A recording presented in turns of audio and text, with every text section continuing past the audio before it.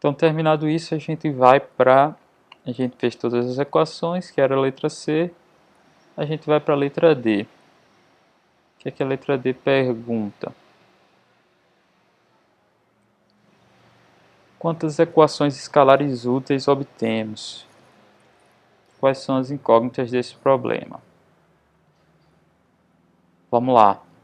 Equações escalares úteis é isso que a gente vem anotando aqui, né? Porque essa equação, por exemplo, 0 igual a 0, não me é útil. Mas a primeira e a segunda são. Então vamos colocar aqui a letra D.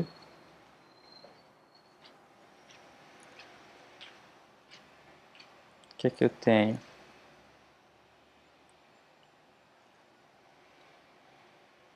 8 equações úteis no total.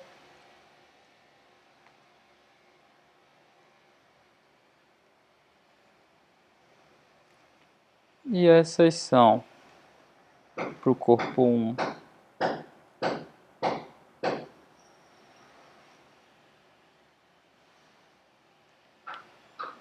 Eu tenho duas equações de força, uma de momento.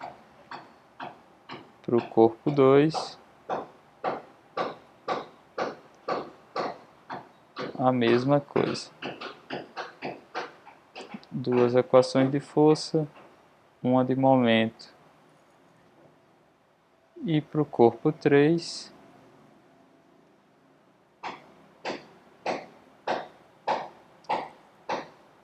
eu tenho somente duas equações de força, né? A equação de momento é o que a gente comentou. Se a gente considerar ela acrescenta uma equação e acrescenta uma incógnita. Então, não faz tanto sentido. E agora, para a parte interessante, né? O que a gente tem de incógnitas?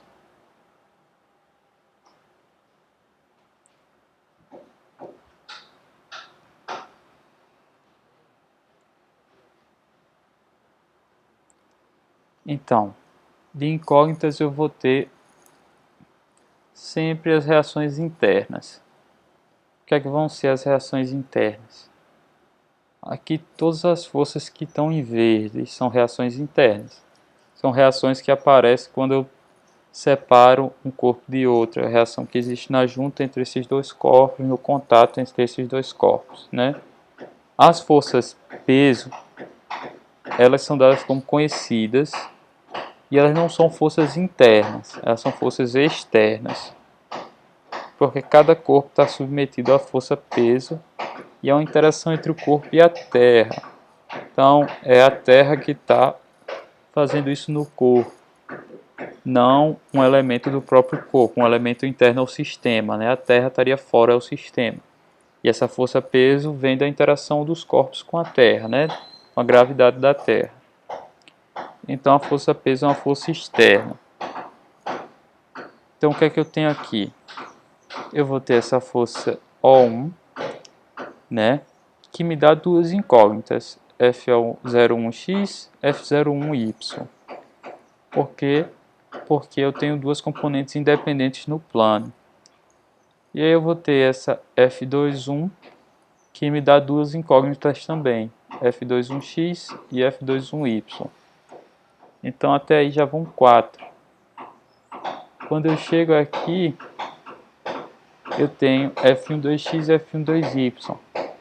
Mas, como é um par ação e reação, eu sei que essa é menos F21x menos F21y. Então essas duas aqui não são incógnitas, porque elas é uma replicação, né, da incógnita que a gente já considerou anteriormente. Mas aí eu tenho essa força F32, que vem do contato do carrinho com o corpo 2, com a barra 2, a barra maior. Então aqui eu tenho uma força no plano com duas componentes independentes. Então, em F32 ele traz duas incógnitas, F32x e F32y. A força peso 2 não é incógnita, como a gente disse. E a força F a gente vai tratar dela depois. Aqui, o que é que eu tenho como incógnita? F23x e F23y são par, ação e reação. Então eu já contei elas como incógnita no corpo 2. E eu tenho a normal. A normal entra como mais uma incógnita, que é uma força de contato entre o suporte e o bloco. Esse momento seria uma incógnita se eu não tivesse ele já sabendo que ele é zero. Mas como eu já sei que ele é zero, eu não estou considerando ele como incógnita, nem estou considerando essa equação como uma equação útil. E o peso não é incógnita. Então,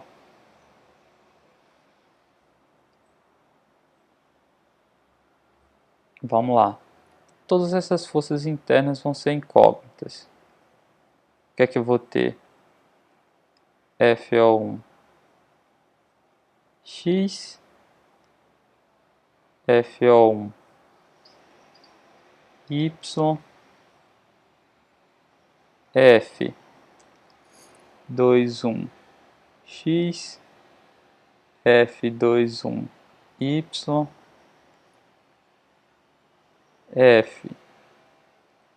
F32 X, F32 Y e N. Essas são minhas forças internas.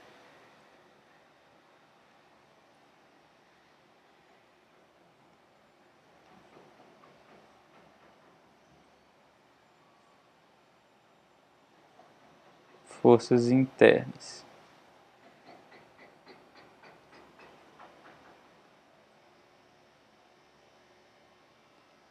E aqui eu tenho 1, 2, 3, 4, 5, 6, 7 incógnitas. Então, das minhas 8 equações, eu tenho 7 incógnitas. Então, eu só posso ter mais uma incógnita. Porque para 8 equações eu teria que ter 8 incógnitas. Opa. E qual seria essa última incógnita? Vou botar para a visão global aqui do sistema. Nesse sistema, o que acontece? Essa força F, ela vai causar o movimento do sistema. Claro que, como eu estou desconsiderando atrito, esse sistema se moveria sem a força F, se moveria com o peso dos componentes, iria causar o movimento. Mas vamos supor que a força F é preponderante, ela se predomina. Então ela é a causadora do movimento. Beleza? Nisso eu tenho duas opções. Ou eu considero a força F como conhecida e calculo a minha cinemática como incógnita, ou eu considero minha cinemática como conhecida. No primeiro caso, que F é conhecida, cinemática é incógnita, eu estou perguntando assim: eu tenho essa força, qual o movimento que ela me gera?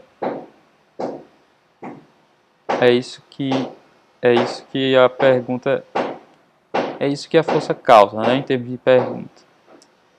E a outra opção seria: eu tenho o movimento como conhecido, a cinemática como conhecida, e eu quero saber, qual é a força que causa esse movimento? Aí eu teria o F como incógnita e a cinemática como conhecida. Então, o que é que eu digo aqui como cinemática? São os termos de segunda ordem. Nesse caso aqui, θ 2 pontos, β 2 pontos e um xd 2 pontos. Esses todos são termos da minha cinemática. né? É a segunda derivada do ângulo θ, a segunda derivada do ângulo β e a aceleração do bloco. Beleza? Mas essas três aqui, elas não são independentes. Porque como eu tenho uma cinemática de cadeia fechada, se eu sei o θ dois pontos, eu termino sabendo β dois pontos e x dois pontos. Se eu sei o β dois pontos, eu termino sabendo θ dois pontos e x dois pontos. E se eu sei o x dois pontos, eu termino sabendo θ dois pontos e β dois pontos. Então aqui no caso dessas três, se eu souber uma, eu sei as outras duas. Então eu só preciso de uma como incógnita. Beleza? Então quais são as incógnitas desse problema?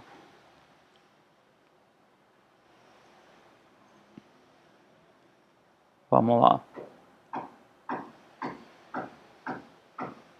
Aqui eu vou ter um I.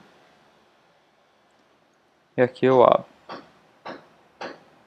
F vai ser uma incógnita. Ou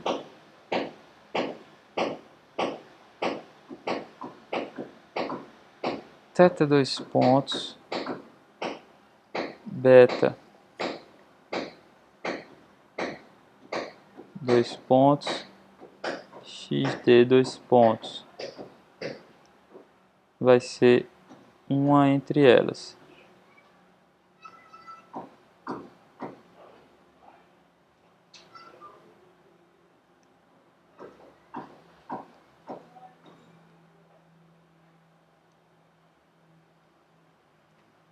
Então, numa situação aqui que f é incógnita, significa que eu sei a cinemática. Eu sei um desses três, ou se eu sei um, eu sei os três. Então eu sei esses três e quero saber qual é o f que causa o movimento dado por esses três. E numa outra situação, o meu f é conhecido, eu sei a força, e eu quero saber qual o movimento que ela causa. Então eu vou escolher um desses três para ser incógnita. E aí, escolhendo um, os outros dois considero como conhecido. Por quê? Porque eu só preciso de uma incógnita. Sabendo θ dois pontos, eu sei β dois pontos e x dois pontos. Então eu vou escolher um deles três como incógnitas e os outros dois já vão ser automaticamente conhecidos, assim como o f. Né? Se aparecerem na equação, eles vão para o lado direito do sistema. Beleza? Então é isso, pessoal. A resolução da questão da atividade da segunda VA, parte 2.